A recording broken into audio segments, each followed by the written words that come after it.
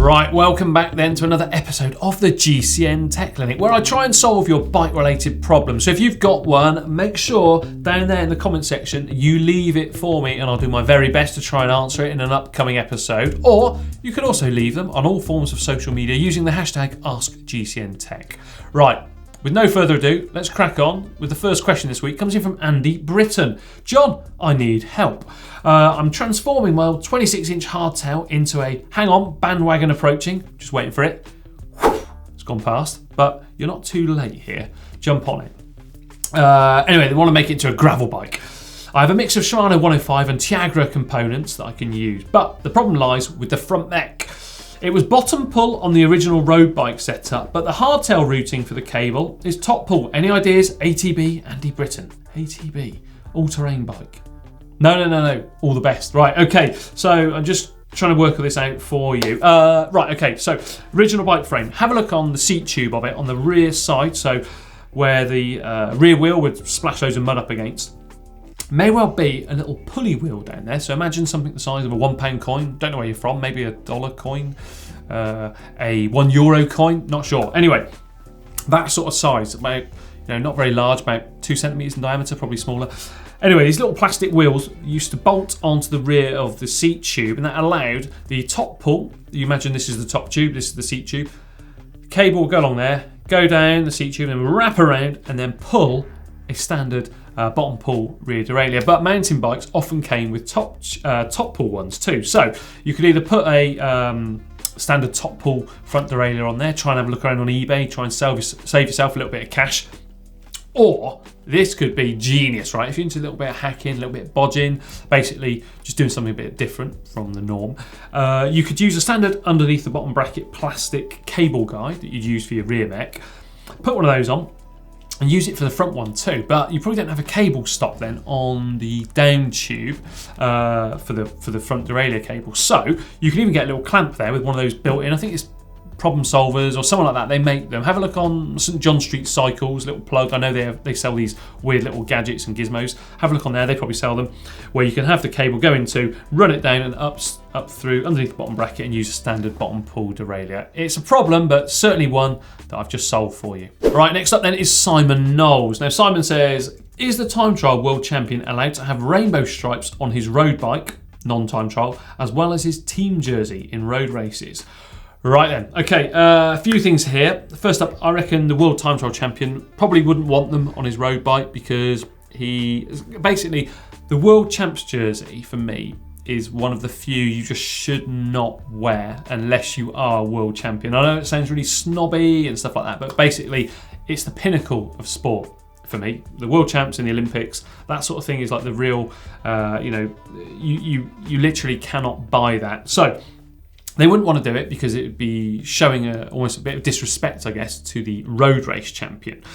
But going back to your question about wearing the stripes and everything. So years ago, you used to see loads of riders in the peloton with world champ stripes on their jerseys. And the reason being is if you won a senior world championship in any discipline, you could then have those stripes on your jersey going forward. So loads of track riders, people like Stuart O'Grady, Chris Boardman, those types of guys, they rode for GAN at the time, and GAN was one of the teams I always remember really vividly, GAN and Credit Agricole. Those riders were having those stripes on, but the UCI changed those rules, so it only allowed, basically if you won the World Road Race Championships, you were allowed, when you weren't wearing the rainbow stripe jersey, to have those rainbow stripes as a sign that you were a previous champion on your normal trade team jersey. Not sure if it ever carried forward or across disciplines. I got a feeling it would have done with time trial because it did with track, but I don't know if it came up from, say, under 23 into senior. So if you're under 23 world champion, if you could still wear those on the senior jersey, if you like. So I'll probably have to go back to, I think it was Danny Nellison of Rabobank. He was under 23 world champion or amateur world champion. Not sure if he ever had them on his senior jersey. I should have looked this one up, really. I was actually looking, though, at a rider who instantly sprung to mind. That was Bradley Wiggins, who was junior world champion. I did find a picture of him I think he was riding for France de Jour, maybe Credit Agricole, and he had some stripes on when he hadn't been senior time trial world champion. But he could well have been having them on because, of course, he had won a title on the track. It's a really, really good question, though, and one which I'm quite sad in a way that the UCI changed, because it was great to see just how many world champions there were in a peloton and sort of the cross disciplines, if you like.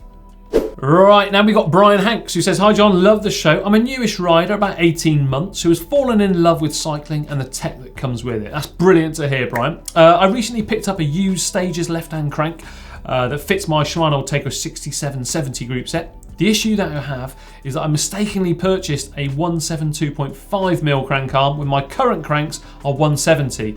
Now, I rode it yesterday for the first time and did not really notice any issues, but I'm concerned about potential issues the difference in crank lengths may cause. Do I have to search for another 6770 right crank, or can I use something from 6800 or 8000? If I go to the newer 11-speed versions and they come with chain rings, can I use those with the 10-speed chain and cassette that I have? Any input would be greatly appreciated, trying not to get injured, and also trying not to break the bank and making another noob mistake. Right, Brian, absolutely great question here, mate, and it's great to hear from newcomers. So firstly, I wouldn't use a different length crank unless diagnosed by a physio or bike fitter. The reason being, it doesn't sound like very much, 2.5mm in your case, but after hundreds or thousands of kilometres, it could well lead to imbalance of some sort. So I just really wouldn't advise it. Something you could possibly do, I mean, I'm not going to recommend it, but you could sort of use a shim underneath one of the cranks to try and get it up and level, underneath your shoe plate, sorry. So that's an option. And yeah, all those different cranks, Holotech 2 road cranks and chain sets are interchangeable with one another. And as far as I'm aware, they don't change or alter the Q factor whatsoever. And 10-speed and 11-speed chain rings, they work fine cross-compatibility too. Good luck with that one, mate. And well, you've got a bargain to start with, but just don't go wrecking any, limbs or anything like that, essentially, by putting it on and just having that imbalance. It would be awful, believe me. Okay, now we've got Paul Man's Bicycles, who says, "My 2020 Contend 3 came with white bar tape, and I love it, but I went on 2 rides before getting grease on them. Does anyone have any advice on cleaning white bar tape?" Right, a few things here. First of all, wash your grubby little hands. Because that's going to have caused it. But in seriousness, what you could do is get something called Sif. It used to be called Jif. It's like a cream cleanser, cream cleaner. And it's like a white liquid. Put it on a sponge and rub that away. It seems to work absolute wonders, and then rinse it off really well before it turns all powdery and horrible. You could also try some degreaser on there too. It all depends on what type of bar tape it is to start with. If it's like a corky kind of tape, that is really difficult to get the dirt out of it. Something which is also a possibility is these little sponges you could get, and they're called magic erasers, I think. And you dip them in water and you just rub it, and it tends to get rid of all those sorts of stains.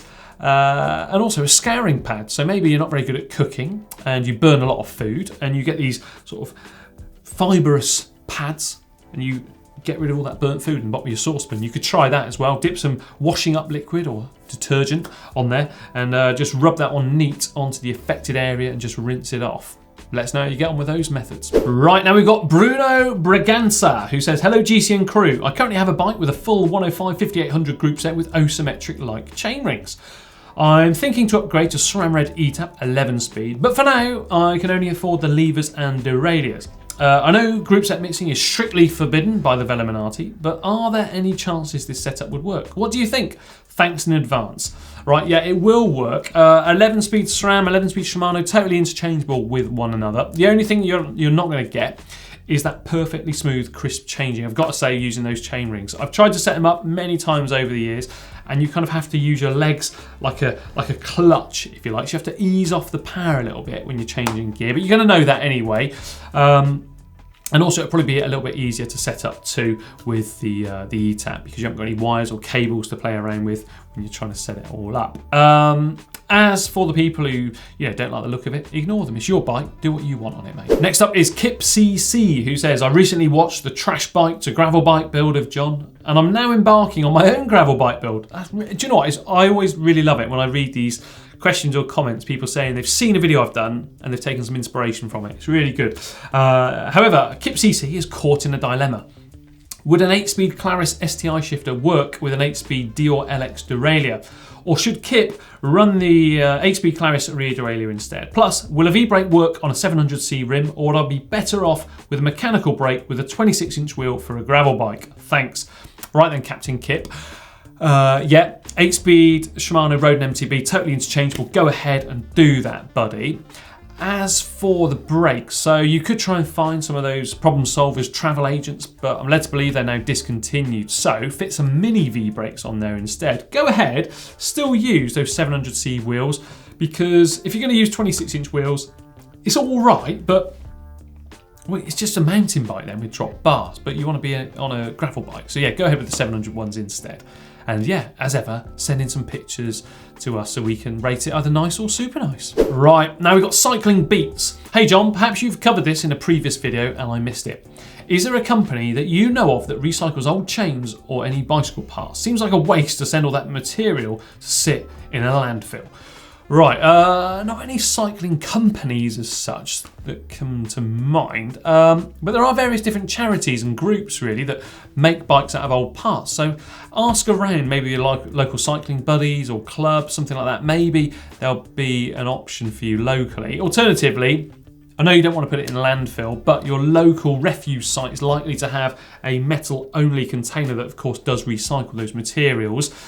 I've seen people making bracelets out of old chains or even earrings too. So if you've got your ears pierced, maybe you could do that. Tyres is a good one. There are companies out there that make belts, so belts for your trousers, out of old tyres. So they slice them down, they put some ends on them, and then yeah, they make them into some fancy little belts. I used to have one many years ago. Right, and the final question this week comes in from Harry Saunderson Warner. Does anyone make heated foot covers? Hate having cold tootsies. Oh yes, Harry, they do. Heated overshoes. For years, I dreamt of having those. Luckily, these days I've got a pair of Physique Arctica winter shoes. They're absolutely fine for what I need. But heated overshoes, if you live somewhere absolutely freezing, could well save your feet, quite literally. Two companies, both from one country, France, Ecoy and Racer. They both make battery chargeable heated overshoes. Brilliant invention. I've never seen them. I'd love to get my feet inside of a pair and see how they warm up and everything and how well they work. Let me know if you get some down there in the comments section. I'm keen to find out. Right, there we are. Another tech clinic done and dusted. Remember, if you've got a tech problem that's giving you an absolute nightmare or headaches, leave it for me down there in the comment section below. Remember to like and share this video with your friends too. Don't forget, subscribe to the GCN Tech channel. Click the notification icon so you get alerted each and every time we put a video live. Don't forget, check out the GCN shop at shop.globalcyclingnetwork.com. And for 2 more absolutely cracking videos, click just down here and just down here.